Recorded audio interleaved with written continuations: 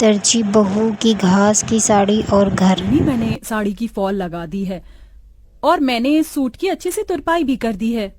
तुम दोनों का बहुत बहुत शुक्रिया। तुम दोनों की वजह से मेरा दर्जी का काम कितनी जल्दी हो जाता है, वरना अकेले ये सब कर पाना मेरे लिए बहुत मुश्किल था। बातें बाद में कर लेना, ये लो जल्दी से नींबू पानी पी लो।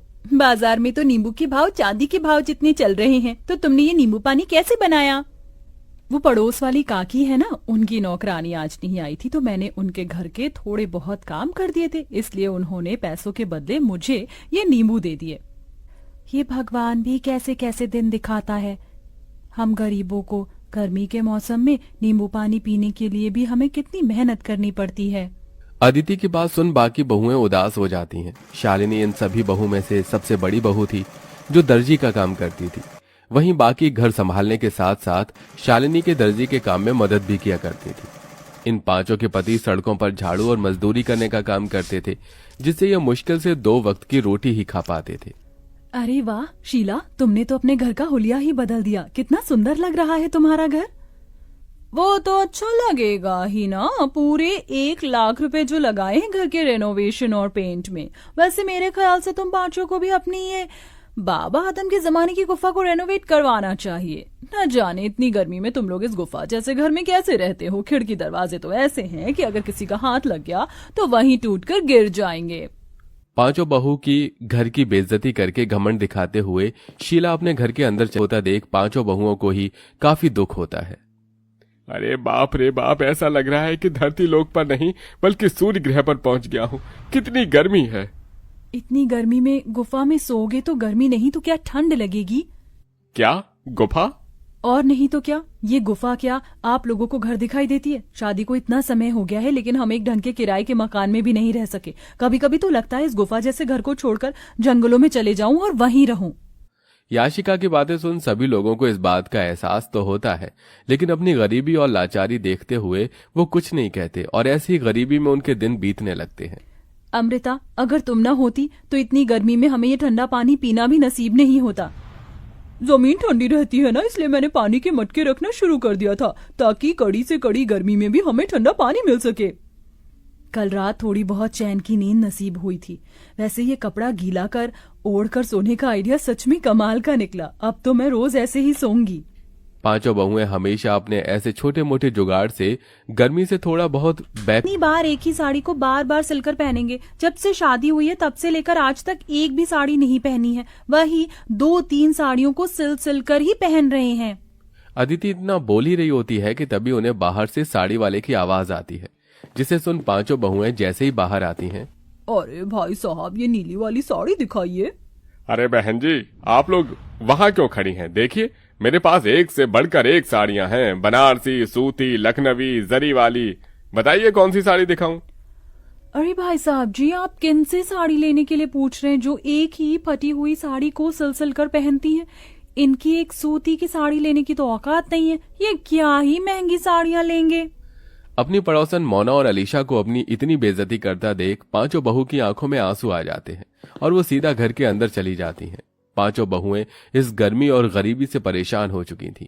पांचों बहुएं आंगन में बैठ एक दिन झाड़ू बर्तन कपड़े कर रही होती हैं कि तभी अचानक जोरों से हवाएं चलनी शुरू हो जाती हैं।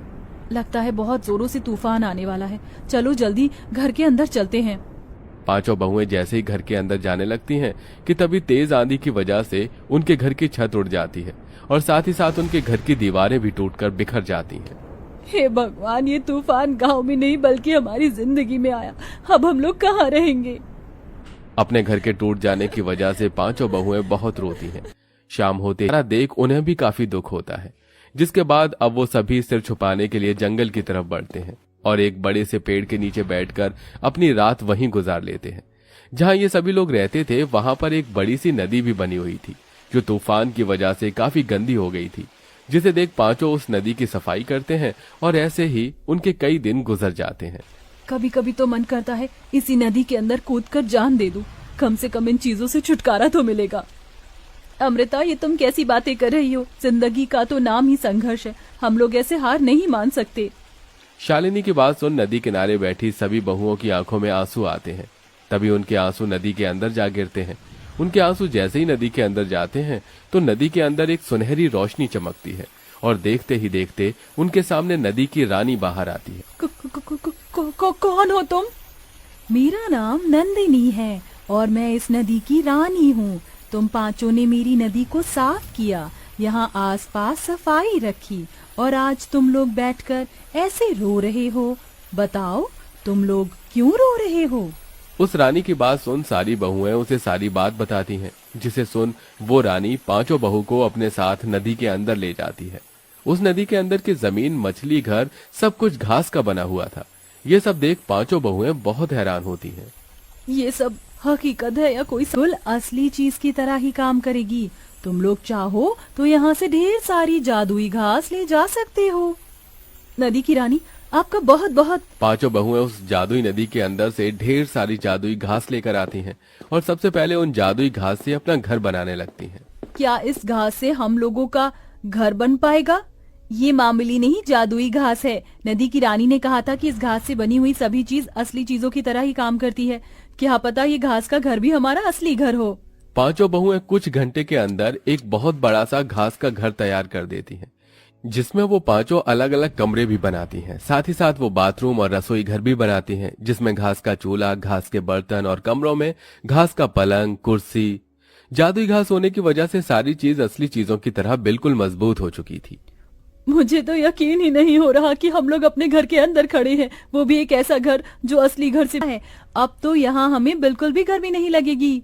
पांचों बहुएं अपने अपने पतियों के साथ आराम से घर में रहती हैं और ऐसे ही कुछ दिन गुजर जाते हैं। सच में अब तो हद हो गई है। मन कर रहा है ये बची कुची साड़ी ले जाकर फेंक दूं। क्या हुआ अदिति, तुम इतने गुस्से में क्यों हो? गुस्सा ना करूं तो खुशी के मारे नाचूं। उस दिन तुमसे साड़ी सिलवाई थी, देखो आज फिर से ये साड़ी फट गई। अदिति की बात सुन शालिनी के मन में एक ख्याल आता है, जिसके बाद शालिनी दोबारा उस जादुई नदी के अंदर जाती है और वहां से ढेर सारी जादुई घास लेकर आती है और अपनी सिलाई मशीन पर बैठकर कुछ घंटे के अंदर ही घास की बनी हुई 5 साड़ियां तैयार कर देती है। साड़ियों के बॉर्डर पर वो तरह तरह के फूल भी लगाती है, जिसके बाद अब जैसे ही पांचों बहुएं उस घास की साड़ियों को पहनती हैं, इस घास की साड़ी को पहनकर तो ऐसा लग रहा है कि मानो जैसे मैंने रुई की साड़ी पहन रखी हो। अब इन घास की साड़ियों में हमें बिल्कुल भी गर्मी नहीं लगेगी और हम आराम से रहेंगे। पांचों बहुएं उस घास की साड़ियों को पहनकर काफी खुश होती हैं। जिस तूफान से इन पांचों का घर टूटा था, उस तूफान में गांव में और भी कई लोग थे जो बेघर हो गए थे। ये सब देख पांचों बहुएं उन लोगों के लिए जादुई घास से घर बनाती हैं। अरे आप लोग तो हमारे लिए देवी हो। जो चीज सरकार और अमीर लोग न कर सके वो आपने कर दिया। आपका एहसान हम कैसे चुकाएंगे? जादू घास की साड़ियां भी बनाती हैं, जिन्हें वो काफी सस्ते दामों में बेचती हैं। बरसों से सपना था कि सूती की साड़ी लूंगी, लेकिन हमेशा पैसों की कमी की वजह से ना ले सकी। लेकिन आज आपकी वजह से मैं रुई जैसी मुलायम साड़ी पहन सकूंगी। आपका बहुत बहुत शुक्रिया। जरूरतमंदों की मदद कर पांचों बहू काफी खुश थीं। वो घास की साड़ी बेचकर थोड़े बहुत पैसे भी कमा लिए थे, जिनको अब वो बुटीक में लगाती हैं और बुटीक खोलती हैं। घास की तरह तरह की ड्रेस बनाकर बेचती हैं और अब उन सब के पति अपना खुद का काम शुरू कर देते हैं, जिससे अब धीरे धीरे उनकी जिंदगी सही राह पर आने लगती है।